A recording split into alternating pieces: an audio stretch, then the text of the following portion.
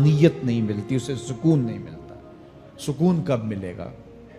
سکون تب ملتا ہے جب کسی سے زیادتی کی ہو تو اس سے جا کے معافی مانگ لی جائے، اور اس لجاجت کے ساتھ معافی مانگی جائے کہ وہ مجبور ہو جائے معاف کرنے پہ، تو پھر اندر طمانیت اتر جاتی ہے۔ اگر رب کی نافرمانیاں کی ہیں تو لیلۃ القدر کے دامن میں اس سے معافی مانگ لو، اتنی لجاجت سے معافی مانگو، اس قدر رو کے معافی مانگو، ترلے منت پہ اتر آؤ، ہاتھ جوڑو، آنسو بہاؤ، چیخو، چلاؤ، رو، اس کی دہلیز سے لپٹ جاؤ، اس سے اپنے گناہوں کی معذرت کرو۔ جب مالک نے معاف کر دیا، اندر کی ساری بے چینیاں مٹ جائیں گی، دل کو قرار مل جائے گا، دل کو تسکین نصیب ہوگی۔ تسکین اس کی دہلیز سے تمہیں ملے گی، یہ اندر سے پھوٹتی ہے، باہر سے نہیں آتی ہے۔ تسکین کے قافلے اندر ہی اترتے ہیں، اندر سے اس کے سوتے پھوٹتے ہیں، اس کے چشمے پھوٹتے ہیں۔ ہم باہر سے ڈھونڈتے ہیں، باہر سے تسکین نہیں ملتی، یہ اندر سے آئے گی۔ اس لیے اس دل کے اوپر لگے ہوئے میل کچیل کو، غلاظت کو دور کر لو اور کھرچ دو دل کے اوپر پڑے ہوئے جتنے بھی زنگ ہیں، تو پھر نتیجہ کیا ہوگا؟ دل ستھرا ہوگا، مصفہ ہوگا، مزکہ ہوگا، تو پھر دل پر نور ہوگا، تو پھر آپ کو زندگی گزارنے کا لطف اور سرور اور مزہ آنے لگ جائے گا۔ تو انسان جب دلیلیں تراشتا ہے، اس سے بعض اوقات اپنے آپ کو بھی مطمئن کرنے کی کوشش کرتا ہے، اوروں کو بھی مطمئن کر لیتا ہے، لیکن حقیقت میں اطمینان نہیں ہوتا، وہ بے چینی ہوتی ہے۔ تو اللہ تعالیٰ جل شانہ اس کہانی کو بیان کرتے ہوئے ایک اور مضمون کو بیان کیا، اور یہ بالکل درمیان میں جملہ معترضہ کے طور پہ جو ہے وہ نظر آ رہا ہے کہ بات تو چل رہی ہے، تو اچانک اللہ اپنے محبوب سے مخاطبہ فرماتا ہے، کیا ارشاد کرتا ہے؟ لا تحرک بہ لسانک لتعجل بہ۔ تو یہ اچانک بات کیوں آ گئی؟ اصل بات یہ تھی کہ جب وحی نازل ہوتی تو آقا کریم علیہ السلام ہمہ تن گوش ہو کے اس وحی کو سنتے، پھر اس کو محفوظ کرنے کی فکر ہوتی کہ جو میں نے سنا ہے وہ اچھی طرح مجھے یاد ہو جائے، اور پھر آقا کریم علیہ السلام کی تیسری فکر یہ ہوتی کہ اس کے جو معارف ہیں، اسرار ہیں، اور اس کے جو ثمرات ہیں، اس کی جو تفصیلات اور نکلنے والے اس کے نتائج ہیں، وہ بھی اچھی طرح جو ہے وہ میں سمجھ پاؤں۔ تو یہ تین مشقتیں بیک وقت حضور گوارا کر رہے ہوتے۔ اب قیامت کا ہولناک منظر جو پیش کیا گیا، اور پھر انسان جب اپنے رب کی نافرمانی کرتا ہے تو جو اس کا حال ہوتا ہے، تو یہ سارے مضامین کو اللہ کے محبوب سن رہے تھے۔ حضور کے قلب اطہر پر گرانی آئی، اور میرے رب کو کیسے گوارا تھا۔ جو حضور سن رہے تھے جلدی جلدی اس کو زبان پہ لانا چاہ رہے تھے تاکہ وہ اچھی طرح ازبر ہو جائے، لیکن اللہ نے محبوب کی اس مشقت کو دیکھا تو فرمایا لا تحرک بہ لسانک لتعجل بہ۔ محبوب آپ اپنی زبان کو جنبش نہ دیں، آپ جلدی کرتے ہیں تاکہ وہ جو میں نے سنا ہے وہ میری زبان پہ آ جائے۔ ان علینا جمعہ و قرآن، یہ ہمارے اوپر ہے، ہم آپ کے دل میں جمع بھی کریں گے، جو آپ کو سکھایا ہے وہ آپ کو یاد بھی رہے گا، وہ آپ بھول نہیں سکیں گے۔ فَإِذَا قَرَأْنَاهُ فَاتَّبِعْ قُرْآنَهُ، اور جب ہم پڑھ لیں تو پھر اس کے بعد آپ اس کو دہرائیں پڑھیں۔ ثُمَّ إِنَّ عَلَيْنَا بَيَانَهُ، پھر اس کی تفصیل بھی ہمارے ذمہ ہے، اس کا بیان بھی ہمارے ذمہ ہے۔ اس سے وہ لوگ جو حجیت حدیث کا انکار کرتے ہیں اور پھر وہ کہتے ہیں کہ نہیں بس قرآن مجید کی آیات ہی ہیں، اس کے علاوہ اور کچھ نہیں ہے، وہ من اللہ نہیں ہے، تو یہاں غور کرنا ہے۔ ثم ان علینا بیانہ فرمایا گیا، پھر ہمارے اوپر ہے اس کا بیان جو آپ کو ہم القاء کریں۔ اور آقا کریم نے فرمایا، سنن نسائی کی روایت ہے، انما اوتیت القرآن ومثلہ معہ، مجھے قرآن دیا گیا اور قرآن جتنے اور علوم بھی میرے سینے میں رکھے گئے۔ تو صرف قرآن ہی نہیں اتارا گیا حضور کے سینے میں، حضور کے سینے میں بہت کچھ نازل کیا۔ حضور کا سینہ گنجینہ ہے اسرار و معانی کا، اور اللہ تعالیٰ جل شانہ نے اپنے محبوب کو بہت کچھ عطا کیا۔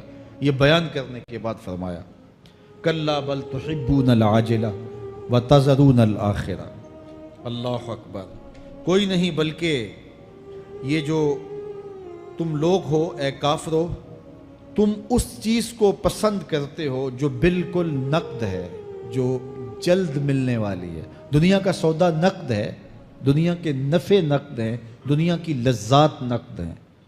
شیطان کہتا ہے اب چوری کرو اب مال آئے گا، اب زنا کرو اب لذت ملے گی، اب ڈاکہ کرو اب امیر ہو جاؤ گے۔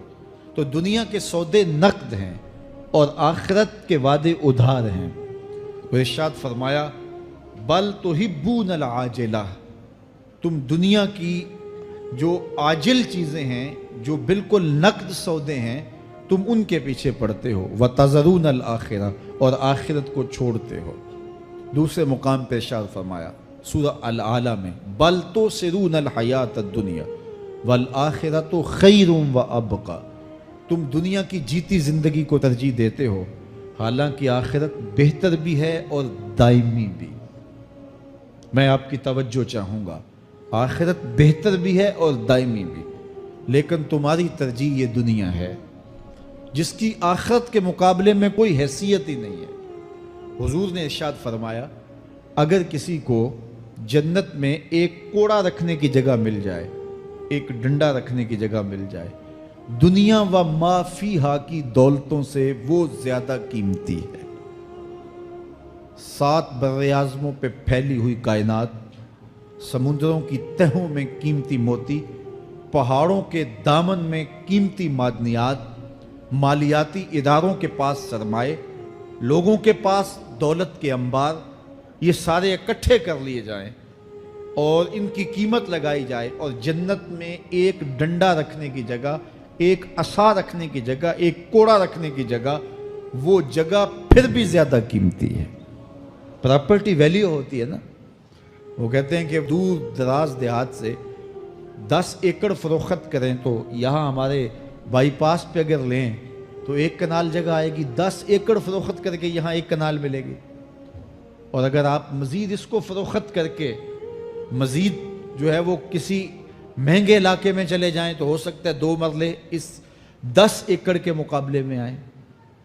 تو اس طرح مختلف جگہوں کی پراپرٹی ویلیو ہوتی ہے۔ اللہ کے محبوب جنت کی پراپرٹی ویلیو بتا رہے ہیں۔ 7 براعظموں پہ پھیلی ہوئی کائنات کو ایک پلڑے میں رکھیں، پوری دنیا کے اندر جو سرمائے ہیں، جو ماضی میں سرمائے لوگوں نے خرچ کر لیے، جو حال میں موجود ہیں، جو آنے والے ادوار میں لوگوں کے پاس آئیں گے، قارون کا خزانہ اور سرمائے سارے اکٹھے کر کے ایک پلڑے میں رکھ دیں، جنت میں ایک عصا رکھنے کی جگہ پھر بھی زیادہ قیمتی ہے۔ تو پھر دنیا کی آخرت کے مقابلے میں قیمت کیا ہوئی؟ دنیا کی جنت کے مقابلے میں ویلیو کیا ہوئی؟ اور جنت میں سب سے کم جگہ کس کو ملے گی؟ جو سب سے آخر میں جائے گا۔ ظاہر ہے سب سے کم جگہ اسی کے پاس ہوگی جو سب سے آخر میں جہنم کے دھکے کھا کھا کے، رگڑے سہ سہ کے پھر آخر میں جنت میں جائے گا، سب سے تھوڑی جگہ اس کے پاس ہوگی۔ حدیث پاک میں آتا ہے، بخاری میں آتا ہے، حضور نے ارشاد فرمایا کہ جب جہنم سے آخری جہنمی نکالا جائے گا تو اللہ تعالیٰ اسے پوچھے گا بتا تیری کوئی آرزو، تو وہ کہے گا مالک یہ آرزو ہے، یہ آرزو ہے، مختلف آرزویں بتائے گا۔ اللہ فرمائے گا لکا ما تمنیتا، جو تو نے آرزو کی جا جا تجھے میں نے عطا کر دی، اب جنت میں چلا جا۔ تو اس کی تو توقع یہ ہوگی کہ سایہ دیوار جنت میں جگہ مل جائے تو غنیمت ہے، اور اگر جنت کے اندر جاؤں تو کوئی جھونپڑا مل جائے 2 مرلے کا تو وہ بھی کافی ہے۔ لیکن اللہ اسے کتنی جگہ دے گا؟ اللہ فرمائے گا جا جنت میں، تیرے لیے جنت میں دنیا سے 10 گنا جگہ ہے۔